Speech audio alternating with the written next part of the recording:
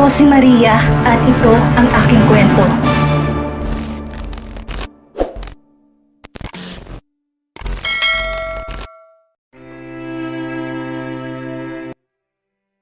Sir Max! Sir Max! Mula sa kwadra ay napalingon si Max sa malakas na pagtawag sa kanya ni Sebio, ang driver at matagal ng katiwala sa farm. Tumatakbo ito patungo sa direksyon niya. Nangunot noo ang noo ni Max. Halos kakahiwalay pa lang nila ng matanda. Naiwan ito sa bahay habang siya ay dumiretso naman sa kwadra. Kaya naman napaisip tuloy ang binata kung may problema na naman. Bakit pumanong Sebio? Ano pong problema? Anang binata nang tuluyang makalapit sa kanyang tauhan. May bisita po kayo sir, sa bahay. Ani Sebio, habol ang hininga. Lalong nagsalubong ang mga kilay ng binata. He was not expecting any visitor today. Lalo pa at wala naman siyang natatanggap na tawag na may darating siyang bisita ngayon. Bisita? Sino pong bisita? Si Ma'am Demi sir. Buhay siya. Buhay si Ma'am Demi. Anang tauhan, habol pa rin ang hininga. Agad na kumabog ang dibdib ng binata. Wala sa sariling iniwan ang ginagawa bago bumalik sa bahay. Ilang araw na rin mula nang huli silang nagkita ni Demi. But he doesn't want to push himself. Alam niyang marami pang bagay ang hindi nalilinawan sa pagitan nila ni Demi. Kanina, siya mismo ang nagbigay ng mga mangga sa kabilang hasyenda, hoping he'd have a glimpse of her even from afar. Subalit ang sabi ng mga katulong sa rest house ay tulog pa raw ito. Maging si Doña Cora ay tulog pa rin daw. Kaya naman nagpasya na lang siyang umuwi kanina. Hindi niya akalain ngayon na ang sadya niya kanina sa kabilang hasyenda ang pupunta mismo sa kanya. Lalong binilis ni Max ang paglalakad. Malayo pa ang backdoor ng bahay, subalit nakikita na niya si Manang Milagring na kumakaway sa kanya. Gaya ni Sebio, bakas din sa mukha na matandang katulong ang labis na tuwa. Manang, nandiyan daw si Demi? Anang binata nang marating ang backdoor. Opo sir, nasa sala si ma'am. Hinihintay po kayo. Ani Milagring, masaya ang tinig, subalit nangingilid ang luha sa mga mata. Alam ng matandang katulong ang lahat ng pinagdaanan ni Max sa nakalipas na 4 na taon. Nasaksihan ito kung gaano kadurog ang pagkatao ng amo nang malaman na wala na si Demi. At ngayong nakita niya itong buhay, bumangon sa dibdib na matandang babae ang pag-asa na iyon na ang hudyat ng tadhana para sa ikalawang pagkakataon para sa dalawa. Sige Manang, ako na pong bahala. Ani Max, naglakad na patungo sa sala upang muling matigalan at pinasyang pagmasdan ang bulto ni Demi na nasa sala. She was innocently looking at her own portrait he hung on the wall many years ago. It was to remind him how he failed miserably as a man. Bawat umaga, sa nakalipas na 4 na taon, ipinapaalala niya sa kanyang sarili kung gaano siya kawalang kwentang tao dahil sa ginawa niya kay Demi. Sa nakalipas na 4 na taon, ginawa ni Max ang lahat upang parusahan ang kanyang sarili dahil sa mga maling desisyon niya sa buhay na siyang nagpangyari upang maiwala niya ang tanging babaeng kanyang inibig. Subalit mula nang malaman niyang buhay si Demi, the portrait reminded him of hope for a second chance with her. Bagay na sa ngayon, hindi niya pa masiguro. Marahang humakbang si Max kay Demi, not wanting to distract her from looking at her own portrait. Demi, pasuyong tawag ng binata sa dalaga. Agad naman itong bumaling sa kanya. Her eyes were filled with questions. Mga tanong na hindi alam ni Max kung kaya niyang sagutin. Si Demi naman ay nahigit ang kanyang hininga. Sandaling nalimutan ang sadya niya roon. She knew she went there expecting to see Max. Subalit, naninibago pa rin siya sa Max ngayon. He was just wearing his jeans, boots and plaid polo shirt na bukas ang ilang butones. His hair was in a man bun, and his aura, rugged and dangerously delicious. He looked like a dumb hot rancher from Texas. The kind she used to read in novels, growing. Napalunok si Demi, lalong kumabog ang dibdib. She wanted to look away, but she cannot look away. Shit! Demi, may kailangan ka ba? Muling untag ni Max sa bisita. Kumurap-kurap si Demi. Pilit na hinamig ang sarili. May... Tumikhim na ang dalaga, silently cursing herself for stammering. Nagpunta ako rito upang ibalik ang mga ibinigay mo kaninang umaga sa rest house. We're not a charity case, Mr. Guerrero. Kaya naming ibigay ang lahat ng pangangailangan ng mga tauhan namin sa asyenda. Kaya sa susunod, huwag ka nang mag-abala pa. Umigting ang panga ng binata. Nawala ang bahagyang ngiti sa labi. Tradisyon ko na magbigay ng mga produkto sa mga kapitbahay ko tuwing anihan, Demi. Huwag mo sanang masamain na. Well, minamasama ko. Like I said, ayoko nagbibigay ka ng kung ano-ano sa mga tauhan ko. We can provide sa lahat ng pangangailangan nila. So next time, don't bother to give anything. I don't want to owe you anything. Pag-uulit ng dalaga bago hinugot sa bulsa ang isang tseke bago inabot kay Max. What's this? Takang tanong ng binata, salubong ang kilay. I guess that's enough compensation for helping me the last time. Kung kulang pa yan, magsabi ka lang at ipapahatid ko kay Manong Jacobo mamaya. Malamig na tugon ng dalaga. Sandaling pinakatitigan ni Max ang tseke. Unti-unting humigpit ang hawak doon. Hindi ko pinapabayaran ang pagtulong ko, Demi. Alam ko, but I want to pay you. Like I said, I don't want to owe you anything, Mr. Guerrero.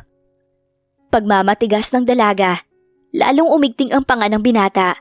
Subalit piniling wag magsalita. Please, pakibuhat sa likod ng pick-up ang mga teklis ng mangga na binigay mo. Gusto ko nang umuwi. Pinakatitigan ni Max si Demi bago pinunit ang tseke na binigay nito at walang imik na lumabas patungo sa harapan ng bahay. Sinundan ni Demi ang binata. Pinanood ang pagbaba nito ng mga teklis ng mangga mula sa pick-up. Nang matapos ito sa ginagawa, saka pa lamang niya ito nilapitan. Thank you. May you learn from this lesson moving forward. Ani Demi, akmang sasakay na sa pick-up, subalit may naalala. Muling hinarap si Max. And can you remove my portrait from the wall? I find it creepy. My house, my rules. The portrait stays. Si Max. I really don't get it. Why it's there? Hindi ba nagsiselos ang girlfriend mo na ang larawan ko nakasabit doon, imbis lang sa kanya? Come on, Max. I know you get my point. Ani Demi, sumakay na sa pick-up. Like I said, the portrait stays. It reminded me of the hell I have lived when I thought you were gone. But now that you turned out to be alive, walang nagbago. Nasa impyerno pa rin ako. Pahabol na sabi ni Max. And how is that my fault? It was never your fault. It's all mine. Sige na, umalis ka na, Demi. Makakaasa kang hindi na kita muling guguluhin pa. Ani Max, may pinalidad sa tinig. Lakas loob na umalis si Demi hanggang sa makalabas siya ng hasyenda. Noon palang tumulo ang kanyang mga luha. Demi, saan ka ba galing? Bungad na tanong ni Doña Cora sa apo nang makita niya itong papasok sa front door ng rest house. Kanina, pagbaba ng matandang Doña sa kanyang silid, ang sabi ng mga katulong ay namasyal daw ang apo sa hasyenda kasama ang tauhan nilang si Santi. Subalit nakabalik na ang tauhan sa rest house at lahat ay wala pa rin ang apo. Kaya naman labis na nag-alala ang matanda. May pinuntahan lang po ako sandali, Lola. Sagot ng dalaga. Nagdire-diretso sa hagdan. Sandali, iha. Ang sabi ni Santi ay pinabuhat mo raw ang mga teklis ng mangga na ibinigay ni Max. Saan mo dinala ang mga prutas, apo? Napatigil si Demi sa pag-akyat ng hagdan. Napilitang harapin ng abuela. Ibinalik ko ang mga ibinigay niya, Lola. Hindi natin kailangan ng mga yon. Nanlaki ang mga mata ng matanda. Ibinalik? Oh, Demi! Nalulumong sambit ng matanda, napasapo na sa noo. Iha, tradisyon na magkakalapit na hasyenda dito ang magbigayan ng mga produkto tuwing anihan. At hindi lang naman tayo ang nagbebenepisyo sa mga yon, pati na rin ang mga tauhan. Alam ko po, Lola, but we can provide for our workers. Hindi natin kailangan ng donasyon ng iba. Kumurap-kurap si Cora, hindi makapaniwala sa sinabi ng apo. Donasyon? Iha, hindi donasyon ang pagsunod sa nakasanayan ng gawin ng mga tao rito. That's just their way of life. Well, the tradition ends now. Mula ngayon, hindi na tayo tatanggap ng kung anuman mula sa kabilang hasyenda. Call me a villain or whatever name. Pero hindi na magbabago ang desisyon ko, Lola.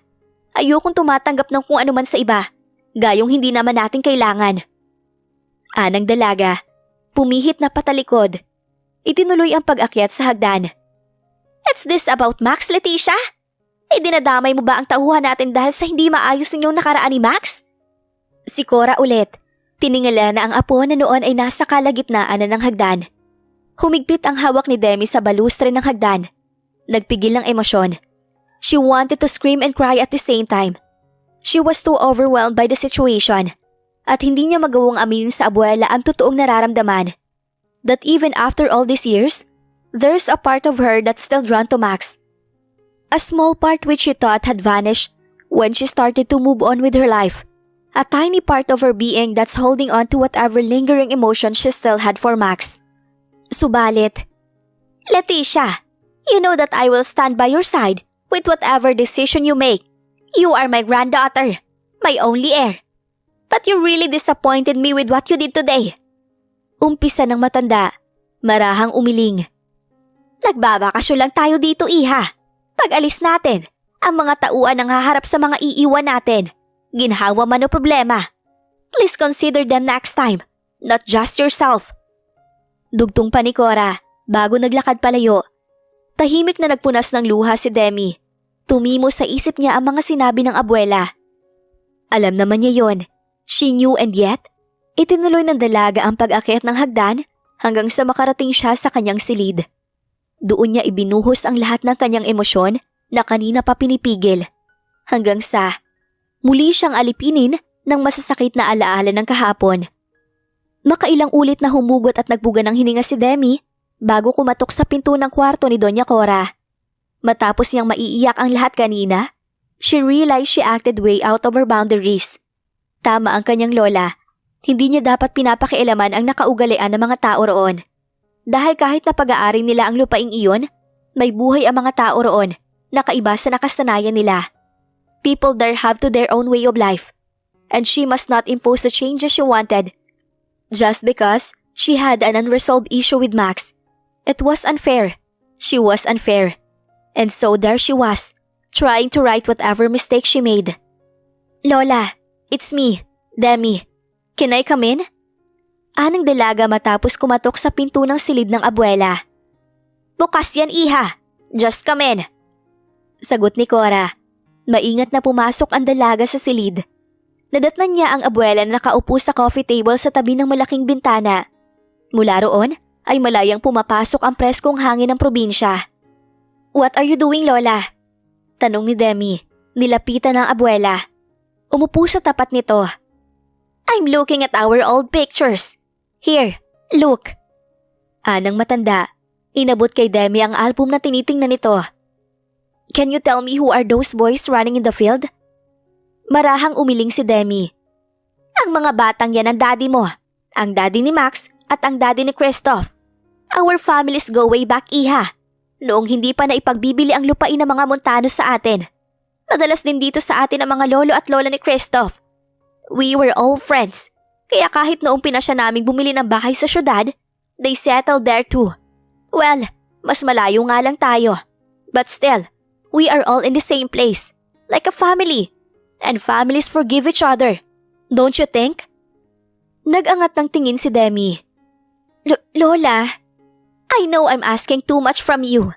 I have seen you suffer for the past years, Demi. At kahit hindi mo sabihin sa akin ngayon, alam kong nahihirapan ka sa sitwasyon. Honestly, kanina, nagpasya na akong bumalik sa syudad at doon na lang tumuloy sa penthouse hanggang sa matapos ang ating bakasyon. I was willing to protect you, iha, kahit na hindi mo hilingin sa akin. But I saw this and I realized how small our world is. Ayokong habang buhay kang tumatakbo sa mga tao at sitwasyon. And so, I thought, maybe, if you could just face Max one final time and finally let go of the past hurts and napabuga ng hininga ang matanda, marahang umiling. I know I'm asking for too much. Just forget what I said. Lola, the past is already done. What matters is the present. Pasensya ka na, iha. Naging emosyonal lang ako na makita ko ang mga lumang retrato. Anyway, may sasabihin ka ba? Mukhang nakabihis ka. Will you go out? Marahang tumango si Demi. I'm sorry dahil ginawa ko kanina. What I did was way too overboard. Tama kayo, Lola. Hindi dapat ako nakikialam sa buhay ng mga tao dito. Oh, Demi. How would you know, Iha? Ngayon ka lang nagtagal dito sa hasyenda. Ang mahalaga, nagkakaintindihan na tayo sa bagay na yan, Apo. Opo, Lola. Kaya bala ko po sanang mamili sa bayan ng mga kailangan ng mga tauhan. Kanina nang maglibot-libot ako, I've seen some of their needs na hindi natin natutugunan. Ako na lang ang bibili para sa kanila. Anang dalaga, determinado ang tinig. I'm so happy with your initiative, Iha. Matutuwa ang mga tauhan. Tumangu-tangu si Demi. I'm going then, Lola. Wala kang kasama? I can manage, Lola. I'll be quick. Promise. Ani Demi bago tuluyang nagpaalam. She drove to the grocery store and bought essentials. She was busy buying more things when she saw Doc Tanya in there at hindi ito nag-iisa. Kasama nito si Max. Natulala si Demi. Hindi agad nakahuma. Hindi na niya malaman kung bakit palaging nagkukrus ang landas nila ni Max. And this time, kasama pa nito si Doc Tanya, the woman who is obviously in a relationship with him. Mabuti na lamang at bago pa siya mapansin ng dalawa, ay mabilis niyang nailiko ang cart na tulak-tulak niya patungo sa kabilang aisle. Sandali siyang naghabulang hininga doon. Nagpakalma kahit na muling napupuno ng mga katanungan ng kanyang isip at iba't ibang emosyon ng kanyang dibdib. She needs to leave. She cannot deal with those emotions at the moment. She's trying her best to keep them at bay. Subalit dahil sa palagi silang nakikita ni Max, lalo lamang siyang nahihirapang baliwalain ang mga yon. Tama ang kanyang abuela. Maliit ang mundo. But she cannot bring herself to forgive Max just yet. Or even talk to him for one last time. Just like her grandmother had suggested. Kaya naman buo na ang pasya ni Demi. Lilipat siya ng grocery. Kahit na makarating siya sa kabilang bayan, kung iyon ang nararapat. Agad na binitiwan ni Demi ang cart na puno na ng mga napamili niyang grocery items na ibibigay niya sana sa kanilang mga tauhan. Pipihit na sana siya paalis, subalit tinawag siya ng bata na nasa kanyang tabi. Tita, pwede po kuha please ng box ng chocolate? Anito, hindi nakatanggi si Demi. Ang bata ay nakatingin sa kanya with hopeful eyes, with the same shades as Callis too, brown. Sure. Umpisa ni Demi, ngumiti. What do you want? The Cadbury's or the Hershey's? Hershey's po. Sagot ng bata na nasa tansya ni Demi ay hindi nalalayo ang edad kay Callie. Inabot ni Demi ang tinuturo nito bago ibinigay sa bata. Here you go. Anang dalaga. Hey, wait, mag-isa ka lang ba? Wala kang kasama? Nagtatakang tanong ng dalaga bago pa tumakbo ang bata palayo. She just realized now that she will never allow her child as small as that to freely roam around the grocery store, as big as the one they were in now. Kasama ko po mami at daddy. Bibong sagot ng bata. Thank you po. Sabi pa nito bago tumakbo patungo sa dulo ng aisle. Saktong umayos ng tayo si Demi nang makita niyang sina Max at Doc Tanya ang nilapitan ng batang babae. Sandali nitong kinausap ang ina nito bago siya tinuro. Muling kumabog ang dibdib ni Demi. Si Max ba at Doc Tanya ang magulang ng bata? Ikinasal na ba si Max sa iba habang nasa ibang bansa siya? It makes sense. He thought she was dead and nahigit ni Demi ang kanyang hininga, lalong naguluhan. Pakiramdam niya ay nalulunod siya. Nalulunod siya sa dami ng tanong sa kanyang isip. Lumawak ang ngiti ni Doc Tanya. Nagmadaling nilapitan si Demi, kasunod din ng mag-ina si Max. Miss De La Rosa, nandito ka rin pala. Masayang bati ng doktora. Salamat pala sa pagtulong kay Elaine. Favorite niya kasi talaga itong chocolate na to eh. Hindi niya nahintay na lumiko kami dito. Alanganing ngumiti si Demi. Pasimpleng sumulyap kay Max. Subalit ni hindi ito nagsalita. Umiwas lang ng tingin. Maya-maya pa, nag-ring ang cellphone ni Doc Tanya. Yes, aisle 12. Okay, see you. Punta muna kami sa aisle 12 ha? Sunod ka na lang Max, kung mag-uusap pa kayo ni Miss De La Rosa. Nice meeting you here again. Magiliw na sabi ng doktora bago nagsimulang itulak ang cart palayo. Tahimik na sumunod sa doktora si Elaine. Kumuway pa kay Demi ang bata. What are you doing here? Ani Max nang sila nalang dalawa ang naiwan sa aisle. What else would I do here but to buy groceries? Sagot ni Demi. Muling hinawakan ang cart na muntik na niyang iwan kanina. That's a lot. Komento ni Max. Tumangu-tango. Anyway, Mag-ingat ka sa pag-uwi, Miss De La Rosa. Dugtong pa ng binata sa malamig na tinig bago pumihit patalikod. Congratulations! Ani Demi bago makalayo ng tuluyan si Max. Muli siyang hinarap ng binata. Salubong ang mga kilay. For what? Kumurap si Demi. Pilit na pinatatag ang tinig. For your family, with Doc Tanya. Elaine is a beautiful kid. You must be proud. Sandaling tinitigan ni Max si Demi. Napaisip. I am indeed proud of Elaine because she is a beautiful and smart kid. But Axel, who is my friend and Tanya's husband, is way prouder for his kid Elaine. Sagot ng binata. Tinuro ulit ang dulo ng aisle kung saan naroon ulit sina Doc Tanya at si Axel na noon ay karga-karga na ang bata. Agad na nag-init ang pisngi ni Demi. Elaine looked like her father. Hindi may pagkakailaan na anak nga ni Axel ang bata. Demi silently cursed herself from assuming that Max and Tanya are in some kind of a relationship when... Oh my God! Bulong ni Demi bago nagmamadaling lumabas ng grocery. She really needs to get out of there before she dies in shame. Subalit hindi pa man niya nararating ang kanyang pick-up, nagsalita si Max sa kanyang likuran. Demi, wait. Let's settle this once and for all. Maliit lang San Ignacio. Magkikita pa rin tayo. Hindi pwedeng lagi na lang tayo nagsasagutan tuwing nagkikita tayo. Anang binata. Natigilan si Demi. Pumihit paharap kay Max. Very well. Kung yan ang gusto mo. Pwes, mag-usap tayo. Right here, right now. Dito? Sa parking lot? What's wrong here? It's a public place. I feel safe. Max coughed. You really want to discuss our personal problems here? Gusto mo dito magpaliwanag kung bakit ka nagpanggap na patay sa nakalipas na 4 na taon? Gusto mo bang dito ko tanungin kung bakit sa dami ng pwede mo makarelasyon ngayon? Si Christoph pa? Ang taong itinuring kong kaibigan, subalit ilang beses din akong pinagtaksilan? Or you might want to explain here, if you really did get rid of our baby too, to spite me for what I did to you. Natigilan si Demi, lalong naguluhan. What did you say? Paano mo?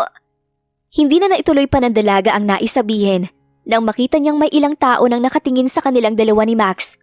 Lalong pinamulahan ng pisngi ang dalaga. It's really not a good place to talk to Max. They cannot do it there. What they will discuss is way too personal. Ilang sandali pa, binuhay ni Max ang sasakyan nitong nasa kanilang tapat. Get inside, Demi. Mag-uusap tayo sa ibang lugar.